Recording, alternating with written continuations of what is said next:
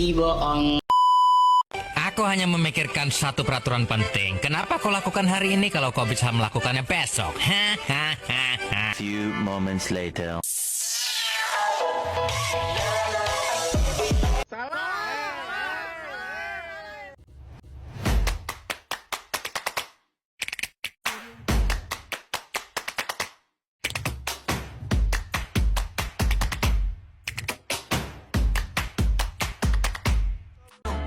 Flamingos in the pool, I smell like a mini bar. DJ's passed out in the yard, Bobby's on the barbecue.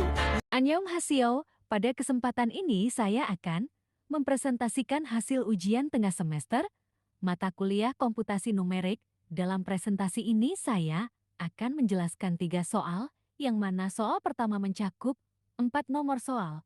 Soal kedua tentang nonlinear, metode bisection dan regulasi, dan soal 3 tentang interpolasi linear.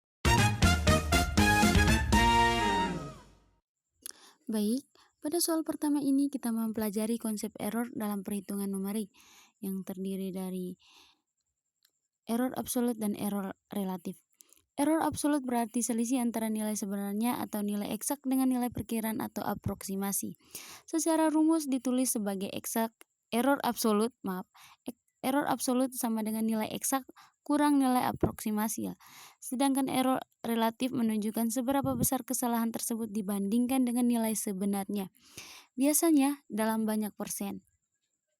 Rumusannya adalah error relatif sama dengan error absolut per nilai eksak kali 100%. Dalam kode, nilai pi eksak diambil dari mat pi, sedangkan nilai pendekatan pi adalah 22 dibagi 7. Jadi, tampilan kedua ini hasil program menunjukkan bahwa error absolut sebesar 1,26 kali 10 pangkat negatif 3 dengan error relatif sebesar 0,04%. Artinya pendekatan 22/7 cakup akurat karena selisihnya sangat kecil dari nilai aslinya. Dan ini hasil dari running soal nomor 1.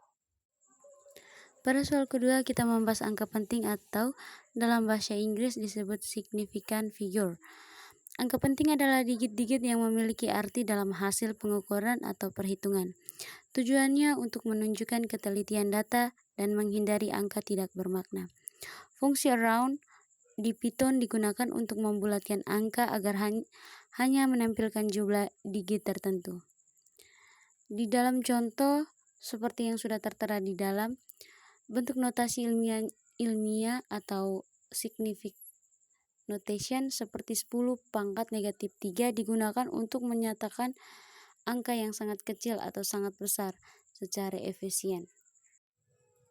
Dari hasil output dapat dilihat bahwa pembulatan 4 angka penting membuat data menjadi ringkas namun tetap akurat sesuai tingkat presisi yang diinginkan.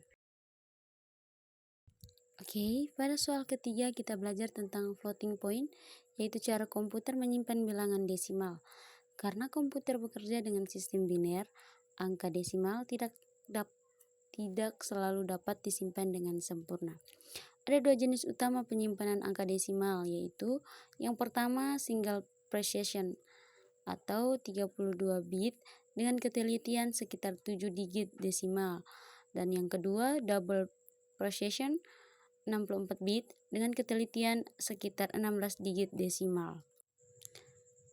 Hasil menunjukkan bahwa double precision menampilkan nilai 0,0001,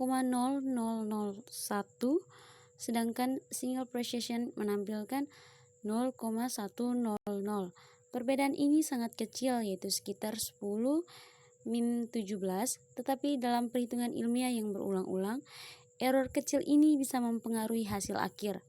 Itulah yang disebut sebagai rounding error atau kesalahan akibat pembulatan komputer.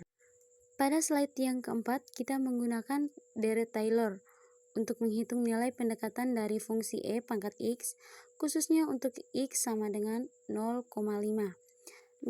Deret Taylor adalah cara untuk menulis suatu fungsi sebagai penjumlahan tak hingga dari suku-suku pangkat x.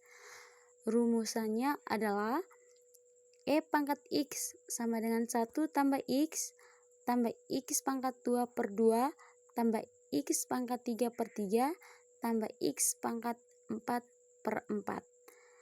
Dalam program, kita menggunakan beberapa jumlah suku yang berbeda untuk melihat pengaruhnya terhadap hasil. Semakin banyak suku yang digunakan, semakin kecil selisih antara hasil aproksimasi dengan nilai eksak dari MathExample atau X.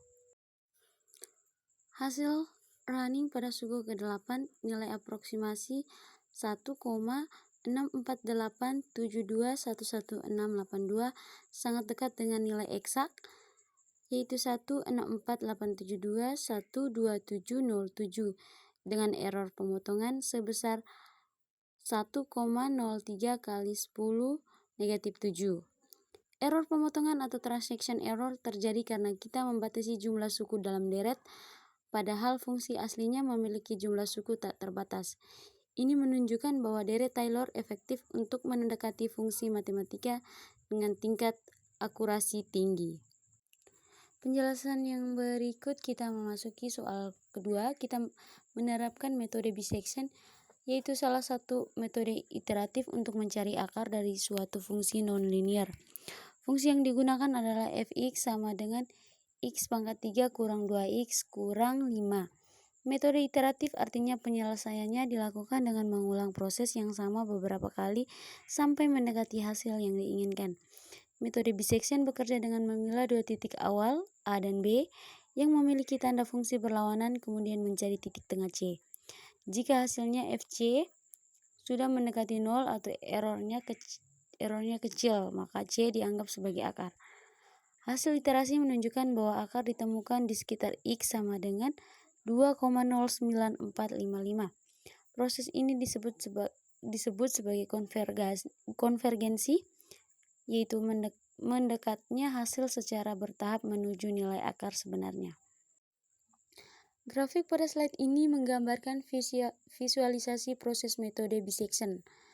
Garis biru adalah garis fungsi fx, sedangkan garis hitam horizontal menunjukkan sumbu x, tempat akar fungsi berada. Titik berwarna hijau menandakan nilai batas A, titik merah adalah batas B, dan titik kuning adalah nilai tengah C pada setiap iterasi. Semakin banyak iterasi dilakukan, titik-titik ini bergerak semakin rapat menuju titik potong dengan sumbu X yang merupakan akar persamaan. Visualisasi ini membantu menjelaskan bagaimana komputer mencari akar dengan cara mempersempit interval hingga mencapai hasil yang sangat mendekati 0. Yang berikut kita masuk metode regulasi falsi atau false possession method, yaitu metode numerik untuk mencari akar persamaan nonlinear. Metode ini merupakan perpaduan antara metode Bayesian dan interpolasi linear. Rumus umumnya fx sama dengan 0 aksen. Ide utama adalah jika fx pada interval a b aksen dan fa kali fb kurang dari 0 aksen. Regulasi falsi menggunakan garis lurus yang menghubungkan titik, lalu menentukan titik potong garis itu dengan sumbu X sebagai perkiraan akar baru. Rumus regulasi falsi XR sama dengan B kurang seperti yang sudah dipaparkan di dalam slide.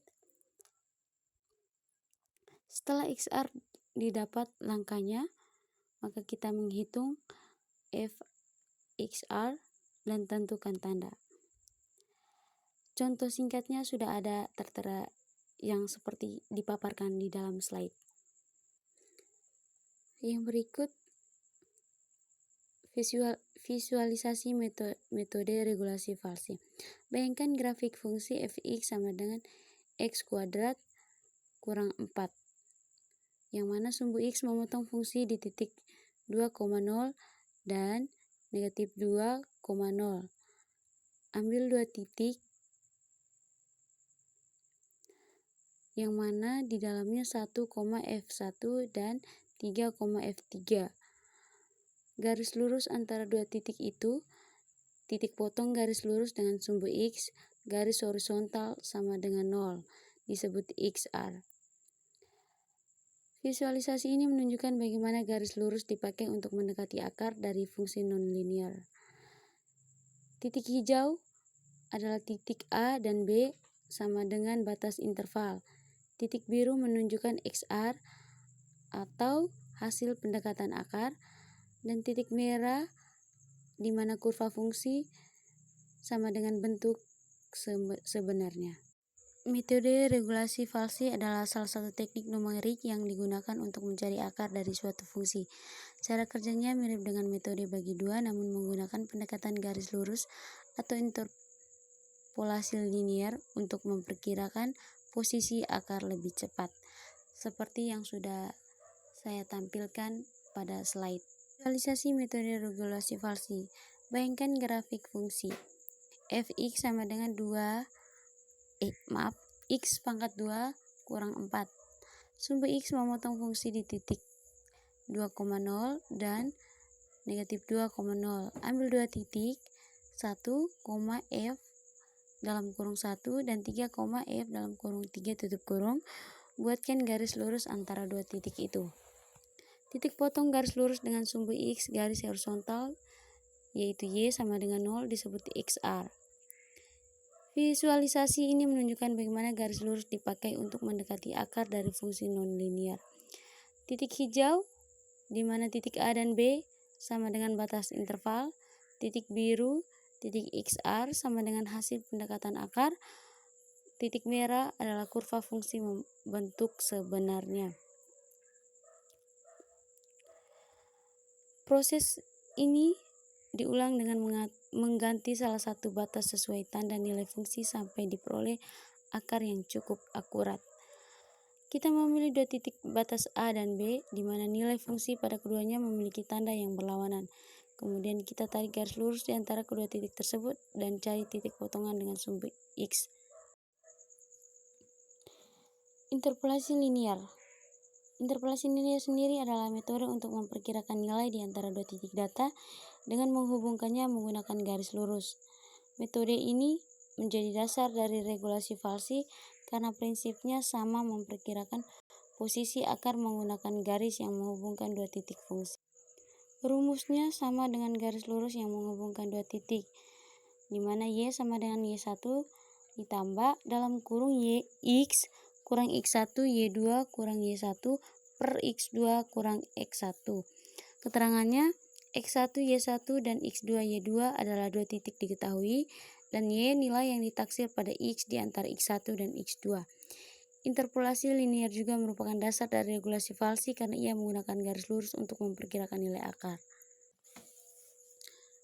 Grafik interpolasi linear ini adalah contoh penggunaan x1 y1 sama dengan 1,2 x2, y2 sama dengan 4,8. Contoh penggunaannya menetapkan dua titik data 1,2 dan 4,8, menetapkan nilai x yang ingin diinterpolasi, memanggil fungsi interpolasi linear yang menghitung nilai x yang interpolasi, dan mencetak hasil interpolasi yang mana seperti yang sudah tertera pada grafik. Fungsi dari kedua bagian kode, yang pertama metode regulasi falsi mencari akar dari suatu fungsi, yang kedua interpolasi linear yang menghitung nilai antara dua titik data menggunakan pendekatan linear. Dengan demikian, kode ini menunjukkan dua konsep matematika yang berbeda, pencarian akar persamaan dan interpolasi linear, masing-masing memiliki fungsi dan aplikasi yang berbeda. Demikian hasil presentasi yang dapat saya sampaikan. Saya mohon maaf apabila terdapat kesalahan dalam penyampaian kata maupun isi materi yang kurang jelas.